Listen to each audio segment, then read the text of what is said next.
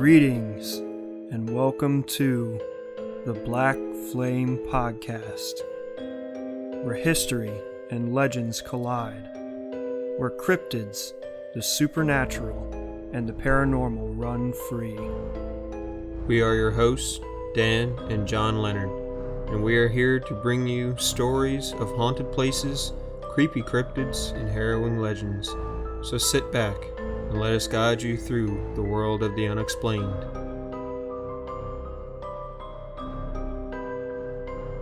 Tonight we'll be covering the St. Augustine Lighthouse and the Eastern State Penitentiary. So stick around to learn more about these two haunted locations.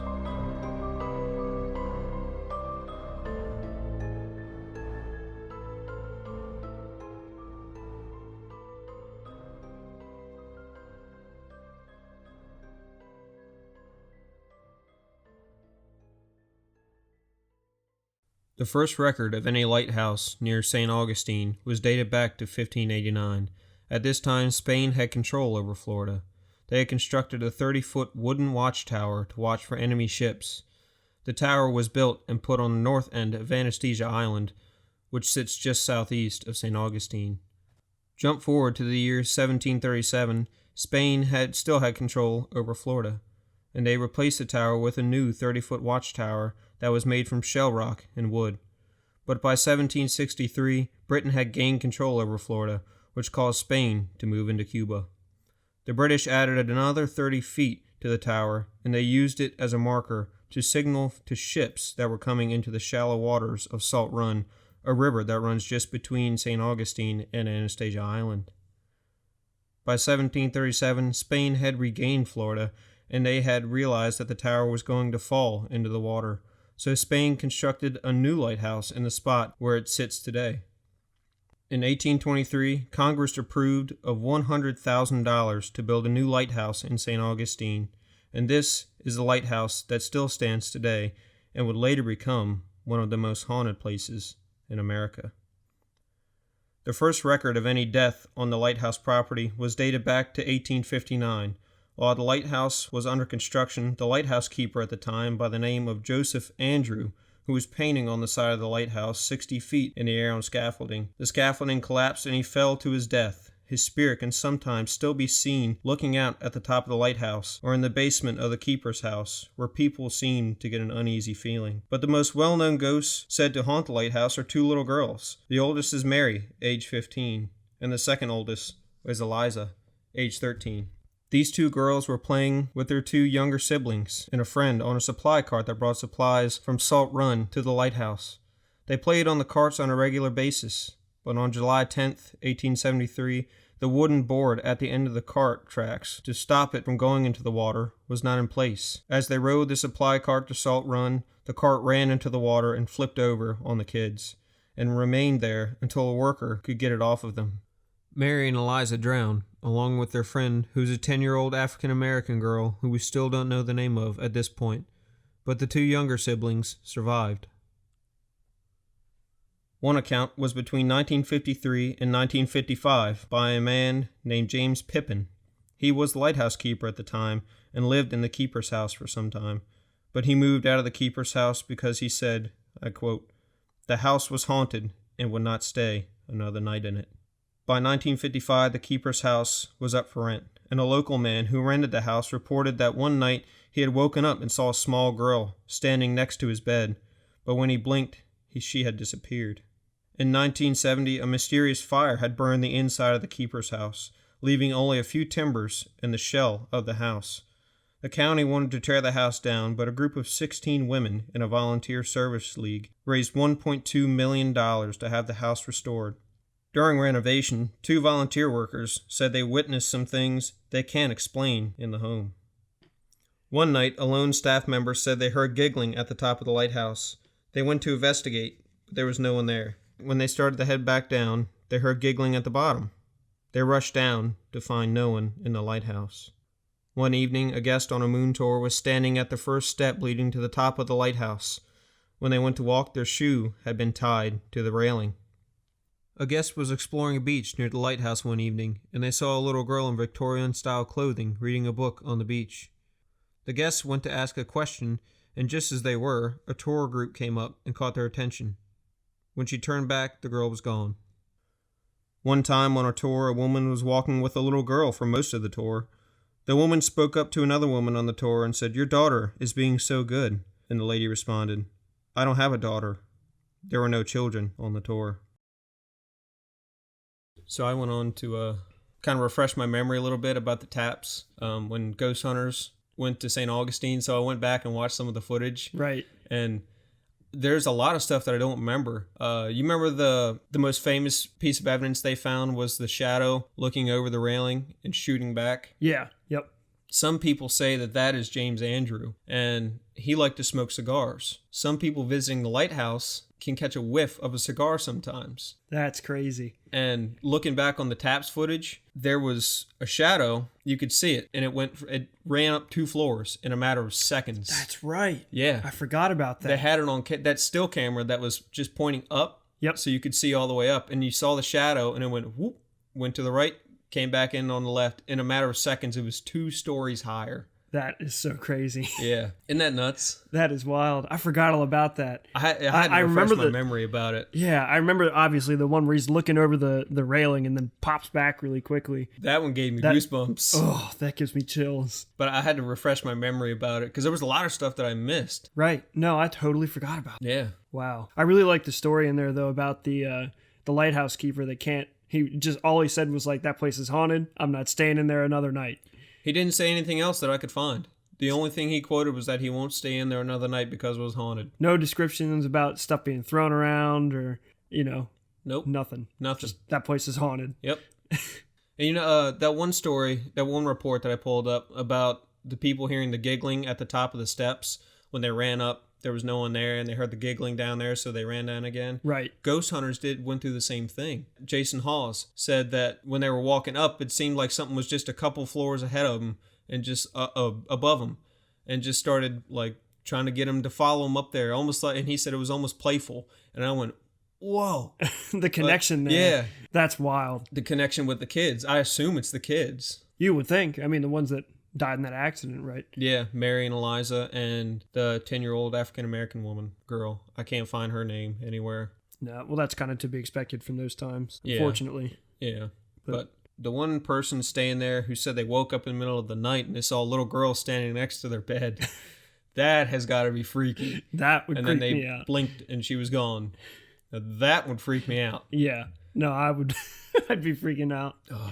And then the other report about the woman seeing a girl reading a book on the beach wearing Victorian-style clothing. That is cool to me. That they see not just the apparition, but they can make out the clothing that the apparition is wearing. So it looks that real that they thought it was a person.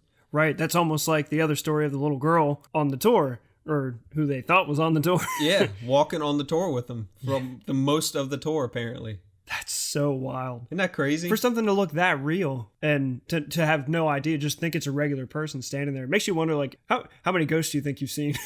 And, like, Acme. And you just think it's some live lady checking out the lettuce, but it's... Well, that would be weird if you went to turn, like you saw a lady there and you thought it was normal, and then you turned back and she was gone. You were just thinking she was Rambo, or she was like a ghost. She was fast like Rambo was. Like you hear the ticking behind you, and you turn around, there's nothing there. Yeah. But that's what gets me too. Like, I mean, you have the one story of the lady in the Victorian clothing, and it's pretty clear when you see something like that. For one thing, it's not a normal thing to wear Victorian clothing nowadays, so it definitely looks out of place, but it could be a period actor or something like that. But for it to be a ghost, obviously it probably was from Victorian times. So it makes sense that they would be wearing that clothing, which makes me wonder what that little girl was wearing that they saw on the tour. Like, because it obviously didn't stick out to them in any way. Right, yeah. What was she wearing? Didn't say. I couldn't find any information on that either. All I knew was that there was what they thought was a little girl walking on the tour with them, but couldn't find anything on the clothing, anything like that. Nothing on how old they thought she was. Nothing like that. That's so wild. Yeah. I can't imagine. Just thinking it's a person. Yeah. Right there. Yep. That's like a lot of I'm sure you've heard the story about a lot of young kids who say they have an imaginary friend. And I know Ghost Hunters has been through stuff like this too, where the little kid will have an imaginary friend and it turns out it's probably a ghost. But they can see it for some reason. Some kids can just see it and they don't think anything of it. They think it's a person. Yeah, they just assume that they're real people. Right. And the parents just assume that they're imaginary friends. Right. When, yeah, that is weird. I wonder if anybody else on the tour could see that little girl too. I don't know. Or if it was just her. Because that would also be another interesting aside. You know? Yeah, that would be cool. But I guess, I mean, you know, you're on a tour. You're quiet. You're listening to the tour guide. And, you know, no one's really saying anything, I guess. And maybe everyone else, maybe some people could see her and they just thought she was that woman's daughter or something. Right. You know? That's so crazy. I don't know. I want to go down there and check that place out. Yeah, we've been to Cape Hatteras Lighthouse a few times, but never St. Augustine. Yeah. And they look really similar, actually, too, with the same... They both have a spiral look to them, don't they? Yes, I believe they do. The spiral paint on the outside, the black and white. Yeah, and the difference is the St. Augustine Lighthouse is 164 feet, I believe, when Cape Hatteras is 211 feet. Something like that. It's the tallest brick lighthouse in America. Yeah. Cape Hatteras. Yes. Right. Yeah. That's what I thought. Yeah. But the interesting thing was where the lighthouse stands now in St. Augustine, that's where the Spanish had a lighthouse in that same exact spot. Of course, they moved it from Anastasia Island and they moved it to where it is now, but it's not the same lighthouse. It's a different lighthouse where you can actually pull up pictures of what the old Spanish one used to look like. It was probably, I think it said it was 60 feet tall and it just had like a little house attached to it. But that's where they didn't want to build another one there. But then, of course, the U.S. gave them that $100,000 to build a lighthouse, you know, which is crazy nowadays. Yeah. Like that's probably 100 million now in today's dollars, you probably. know? Or something close. But yeah, they put that there. Well, and that's what I thought was interesting too, because I mean, it seems like there's a lot of haunted lighthouses out there. And when you think about the tragedy that is attached to a lot of them. I mean, the reason why they're there is to help guide ships. And because of the nature of the job, being that high up, especially back in the old days when everything was manually operated or, you had to keep a flame lit up there, there were a lot of chances for screw ups and people dying. And so it makes sense for one to be haunted, but for especially St. Augustine, because it started out with lighthouses being there years ago, even before they were lighthouses, like you were saying, they were watchtowers, right? Which I thought was interesting. Yeah, it was for the Spaniards to look for the British coming up, rather than the ships to look for the light. Yeah, the light essentially was looking for them. Yeah, that tower didn't want to be seen. Yeah, and and if it did, wasn't a good thing. Yeah. And when Britain took over, they put two of them in there. They kept the one on the north end of Anastasia Island, and then they put one down south also. And Britain actually split Florida up into East and West Florida, believe it or not. Huh. Yeah. But then Spaniards got it ceded back to them eventually. That is crazy. Yeah. But yeah, like you say, it's a dangerous job, like the guy who fell 60 feet to his death, who fell on scaffolding and fell 60 feet. That's, the nature of the beast. Yeah. But I want to know are there any deaths surrounding it that weren't cataloged, like the little girls and that guy? When the Spaniards had it and Britain had it, there had to be some death around it. Had to be. Had to have been. And I mean, the reason why it's positioned where it is probably because the waters beyond that are kind of treacherous. That's usually shallow. Where you see them, right? So there's a lot of things can go wrong with your ships too. So it might not even be, completely surrounding the lighthouse itself. There could be just residual crap in the area from shipwrecks and, stuff right out at sea that the lighthouse was trying to prevent. Right. Which also begs the question, is that kind of stuff linked to the lighthouse? So if there was actually, I don't remember the date, I'm pretty sure it was back in the 1700s, I think, 1600s, there was a big storm that came through and wrecked about, I think it was 40-something ships just outside of St. Augustine, at the mouth of St. Augustine where Anastasia Island is on Salt Run. It was a lot of ships that ran aground and went down. Now, people died there. Are their spirits connected to the lighthouse in some weird way? You know what I mean? Do you see those spirits there at the lighthouse? Right. Versus where they passed away? Yeah. Like the little girls, they didn't die in the lighthouse. They died on a track to the lighthouse. Right. And I think that indicates more of an intelligent haunting too, because it's not like if it was residual, you would expect them to be, for one thing, it's not as interactive as that seems to be, where they kind of prank you, where you hear them up at the top, so you go up to the top and then you hear them back down to the bottom. That's kind of like playing with you. I don't think that's residual in any way, which means that they, I would assume, have the ability to walk around the grounds and not be tethered to the spot where they died necessarily, even though it's still within the general location. They're not tied to the tracks basically where they died. It's just interesting to me how some of them are residual and some of them aren't. And what makes the difference? Because there are some that people see on a loop, almost like a broken record. Yeah. And they see the ghost doing the same thing, same time, same everything. When those little girls are playing with you, what makes the difference? That's the big question, I guess, for me. I don't know. And it's the way that residual hauntings or the way that I like to think about them is like a repetitive action has been taking course there. Like, say, for example, a guy walking up and down the stairs of a lighthouse. A lighthouse keeper does that all the time. And because he's done that so many times, the theory is that basically his energy, if you want to call it that, is imprinted onto that location. And so it's pretty much just like it's still going on. Even though he's dead and gone, that energy is still going through the motions of what that man did during his life. So now an intelligent haunting is more along the lines of a person just not in a physical body.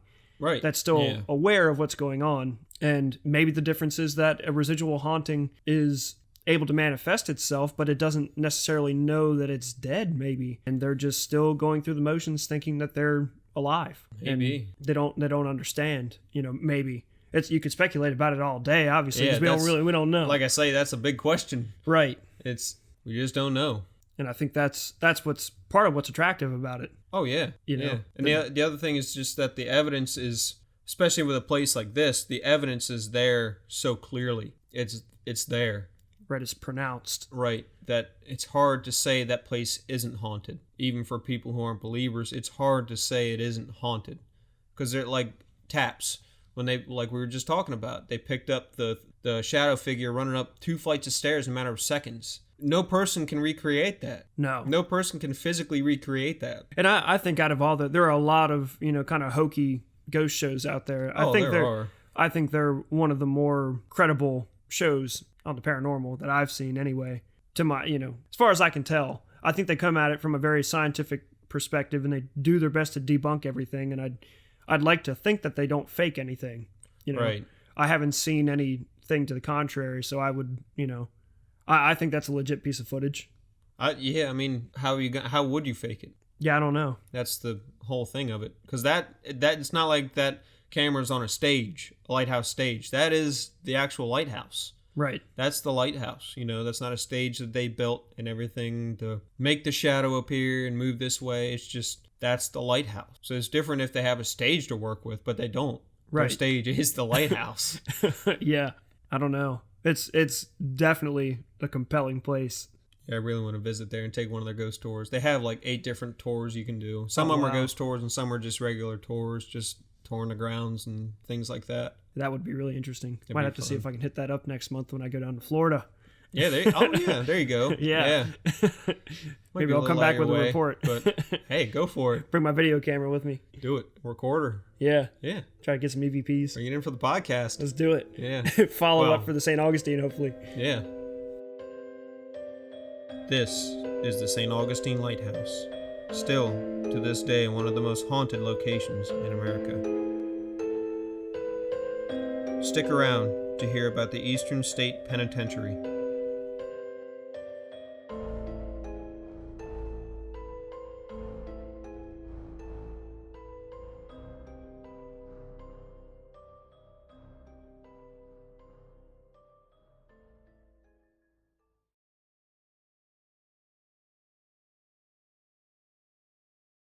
This story begins in the city of Philadelphia, circa 1821. The city was dealing with overcrowding problems in their correctional institutions, which led to horrible living conditions for the inmates. That year, after years of lobbying, a prison reform group called the Philadelphia Society for Alleviating the Miseries of Public Persons finally got the state of Pennsylvania to build a larger prison that would come to be known as the Eastern State Penitentiary. Penitentiary being used for the first time ever in the lexicon here. The new facility was built to hold around 250 inmates, which was a huge increase compared to the prior institutions in Philly that only had 16 single cells within its walls.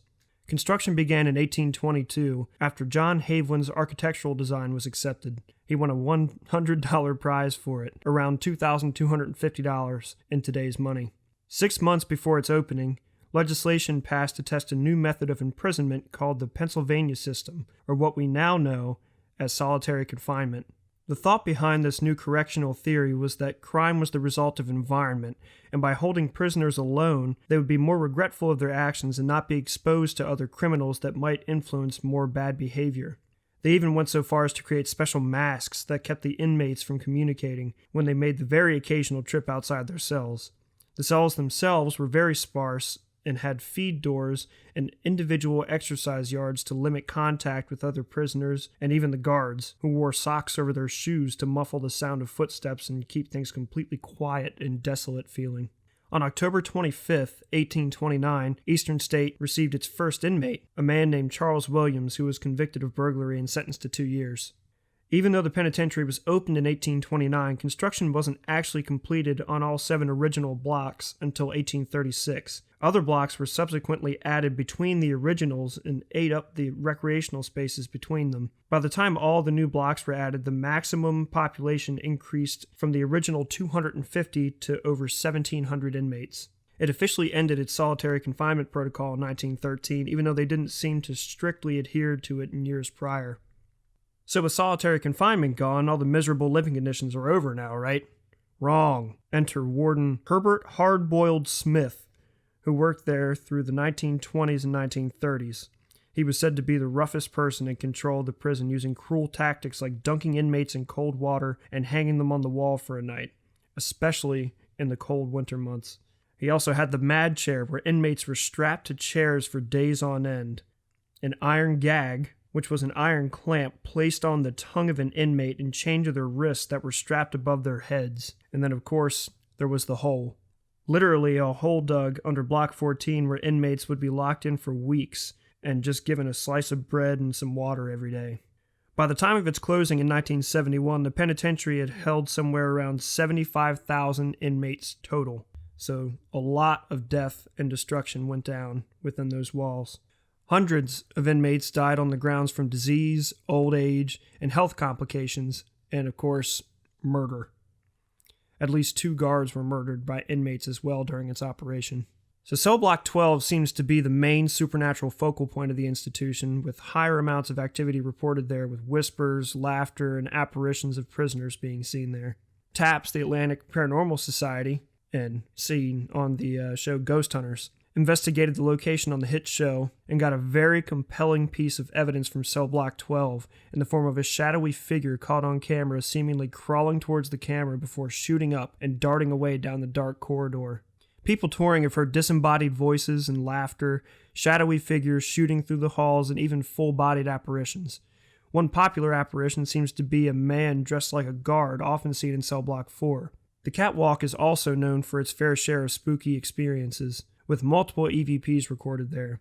The whole place seems to have reports, however, that range the gamut of any ghostly experience you can think of. Cell doors slamming, sadistic laughter, ghostly footsteps, you name it. But, on the lighter side of hauntings, one fun one seems to be that of Pep the dog, who roamed the halls during his life in the 1930s and seems to still be sticking around. The rumor is that the dog was put in prison as punishment for killing the governor's cat, but it's more likely that Pep's presence was an early attempt at a therapy dog. People will catch a quick glance or hear the sound of barks and dog-like pitter-patter throughout the prison. A man replacing a lock in Cell Block 4 said he felt as though he was frozen in place, and he saw tortured faces appear on the walls and hundreds of distorted forms swirling around him, with one dominant figure seemingly calling him over. And, of course, we can't get through Eastern State Penitentiary without talking about Al Capone.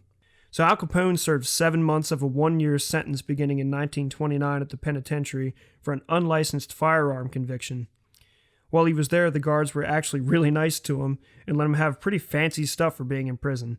He had a nice bedside table, a reading lamp, paintings on his walls, a radio, and other privileges not given to the average inmate.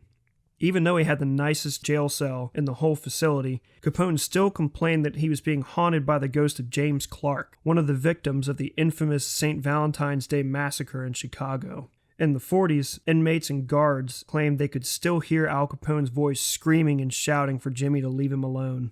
I dig the warden's nickname. Hard-boiled Smith. What is up with that? Hard-boiled. I don't know.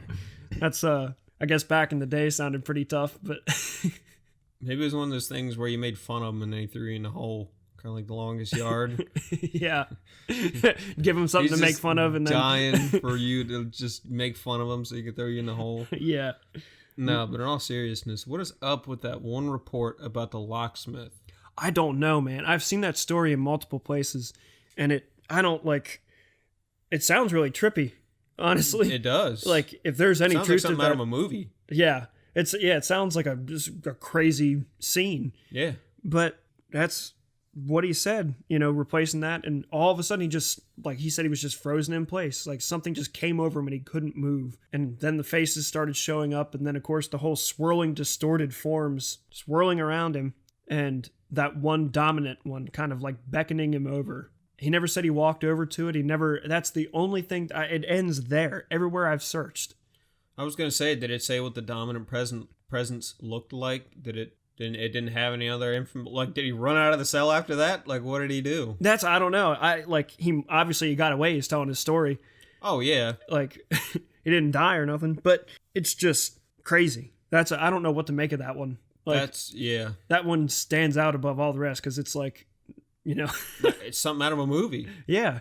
It's something you couldn't imagine seeing. It's almost like Poltergeist type stuff, like from the movie Poltergeist. From the original one? Yeah. Yeah. It's what it kind of reminds me of. But no, that one's crazy. I thought Pep the dog was pretty cool, though. That's cool. Yeah. I'd be okay with seeing a little dog running around. Yeah, I wouldn't mind having a little ghost dog, Yeah, that'd be cool. And that with like the killing the governor's cat. So that was actually run in a newspaper at the time as like the rumor that was going around town. Because up until that point, animals weren't really in prisons unless they were rats. They didn't have pets in there. Right. And so it's more likely that him killing the governor's cat was, just a rumor. But I think that's the more fun one to, like, I just think it's really funny. Like, he's a hardened criminal, so they threw him in jail. Yeah. He's serving his time. But that one piece of footage that Taps got. I don't know if I saw that episode. All right, I'm going to look it up right now, okay, and I'm going to show it to you because you definitely will recognize it. I want to get your reaction on here, especially since you say that you still haven't, you don't remember it. Even before you decided to go over the Eastern State Penitentiary for the podcast, I've always heard a lot of stuff coming out of there, and I know they do that. They do a haunted attraction there, don't they? Yeah, they do. So they do regular, historical tours and even ghost tours, but they actually set the place up as like a haunted attraction every year. Yeah. I thought they did. I've seen that on TV before. I want to hear what the actors of the haunted attraction have to say. If they've ever heard or seen anything funky or weird. That's what I want to know. Yeah. No, and I imagine that like the tour guides probably are the ones who at least get the most reports of sightings, even if they don't see anything. Oh, yeah. But I'm just like, how confusing and how crazy would it be if you were there as a haunted attraction worker to scare people, and then you got scared yourself by something like a ghost, Yeah, the irony of setting up a scare. Yeah. And then having a real ghost. I wonder if they have any reports or any accounts or anything like that. That would be really interesting to find out. I didn't see anything, nothing stuck out, but that would be fascinating to find out. So here it is. Oh, this is the one from Taps? Yeah, this is from Taps. Okay. Oh, I do remember it. Dude! Isn't that creepy? It looks like... Oh. It is. It gives me chills. Right now, I got chills.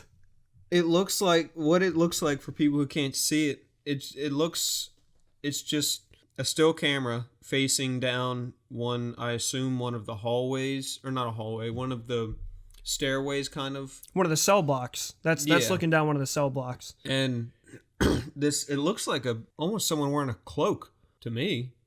It looked like play it back again. Like it looks like all of a sudden out of the darkness, you just see this shadowy figure come like crawling up to it and then stand up and run away. But just on the edge of the light of the camera. That is freaky, man. It comes in and out. It looks like it's in fast motion. Yeah. It doesn't even look like it's... I'll put a link to this in the show notes so people can see what we're talking about. It is just terrifying. It gives me goosebumps. That's freaky. That's freaky. Yeah. Taps, I think, also caught that EVP where it was saying, I'm so lonely. And it was a very clear voice. I'm pretty sure Taps was the group that caught that as well. Huh. That piece was actually caught in Cell Block 12 too, the video. Oh, okay. Which is supposed to be the most haunted part of that whole prison. I don't know why. I haven't found one piece of information that explains why that is the most haunted part, but it just seems to be. I don't really know why.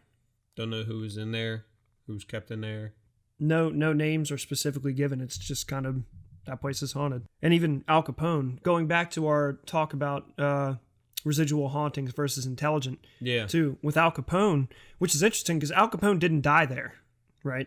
Yeah. He stayed there for 7 months and that was it, but he had very crazy experiences, which are probably the first time anybody's ever complained about a ghost being in Eastern State Penitentiary was Al Capone complaining about his ex-nemesis, I guess you'd call him, his enemy, who he had killed, and he just wouldn't leave him alone, so he was just screaming out all night long just for James to stop and get away, and guards say that they still hear it every now and then, or that back when guards were still working there, they would hear it well after he was gone, which... It's weird, man. That seems like residual haunting to me, you know what I mean? Yeah, and the fact that he didn't die there, and you can still hear it, like, why there? You know what I mean? And see, I think that's part of, like, because that was, if he was really being haunted by James Clark, or even if he just thought he was, and he genuinely believed it, that would be terrifying.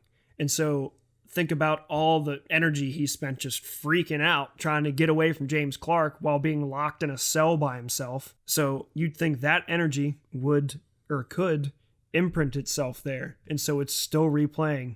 When everything's just right, for some reason, that energy clicks again, and it's released as him screaming and freaking out. Yeah. It's almost like a fingerprint through time on a location that still pops up every now and then. It's just weird. Yeah. Because there's nothing seems intelligent about that. If you saw Al Capone walking around and he waves to you before he goes into his cell, that would be an intelligent haunting, I would think. Would be cool. That would be awesome. I'd much rather know ghost Al Capone than alive Al Capone. Unless you're on his good side. Yeah, I guess so. Wonder if I'd be on Al Capone's good side. I don't know. Wonder if he likes Bigfoot. I don't think he gives a crap about Bigfoot. I'll have to ask him next time I go to Eastern State Penitentiary. You can't. It's a residual haunt. Well, we'll have to find out. You might get that freaky thing running up on you. Yeah. I'm okay. Or maybe pet the dog.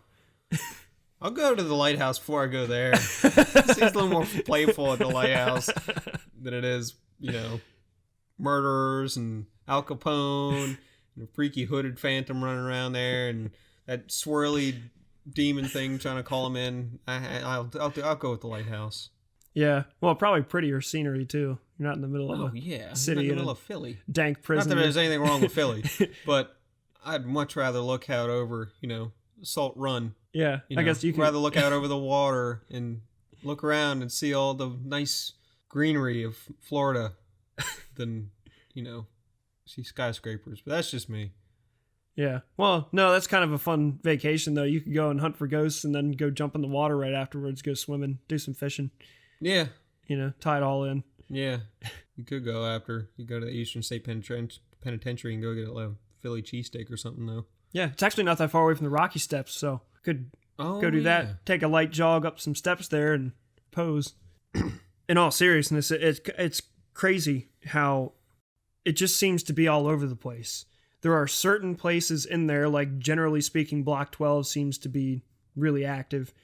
But if you go and start reading reports, it's just, for one thing, the range of reports from most of it's nondescript, so it's just you'll hear laughter, but it's not tied to one specific person. You'll see a guard silhouette in the guard towers, which isn't necessarily one guard. The only thing that's really singled out to one person is Al Capone screaming for James Clark. Right. And Pep the dog, I guess, is pretty specific. But all the rest of it is just general stuff. Footsteps, cell doors slamming. It's like the whole place is just a big playground for nondescript ghosts. Yeah. It's like the energies are just kind of running wild, willy-nilly, without really letting you know who they are. Right. So it's very interesting, I think, that a whole giant building like that could just basically house all of this crazy energy that still goes through the motions and messes with stuff and screws with people on tours. And it's you got to think about who's in there. You know, it could have been some of the baddest people in the country in there, you know? Oh, it definitely was. There was I'm blanking on his name. I didn't write it down. There was a famous bank robber who was in there as well at one point, not that long, or around the same time as Al Capone, I think. And when they asked him why he kept robbing banks, he just answered, that's where the money was.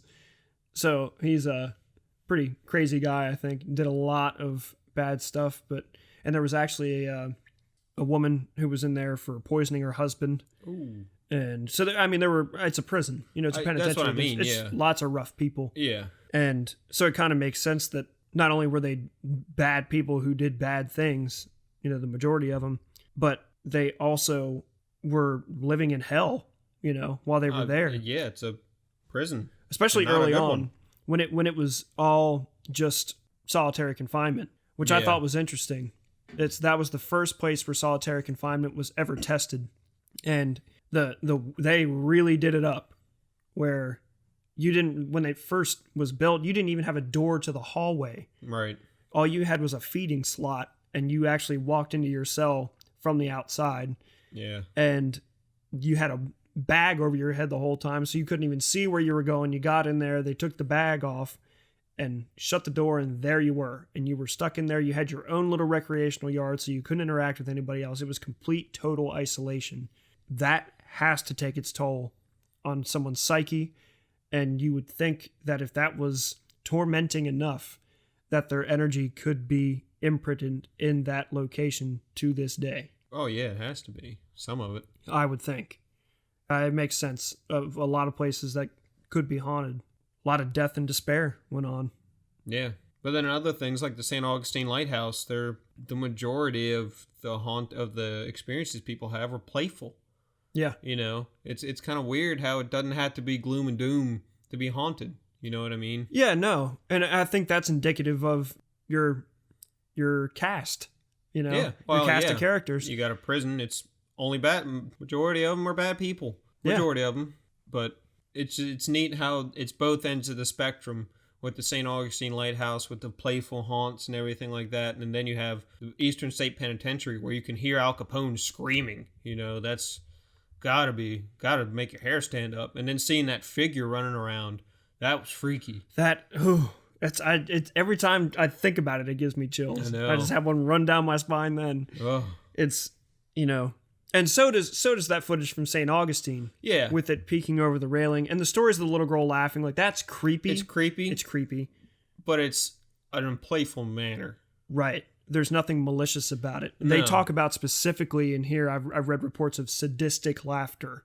Yeah, I mean, the locksmith story. Right. That's pretty dark. Yeah, I'd say that's a threatening yeah.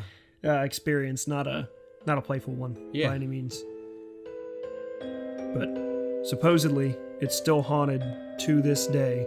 So if you want to go take a tour and you think you're man enough, go do it yourself. This concludes tonight's episode of the Black Flame Podcast. Be sure to check us out on Instagram at the Black Flame Podcast. Stay tuned for more episodes and stay spooky.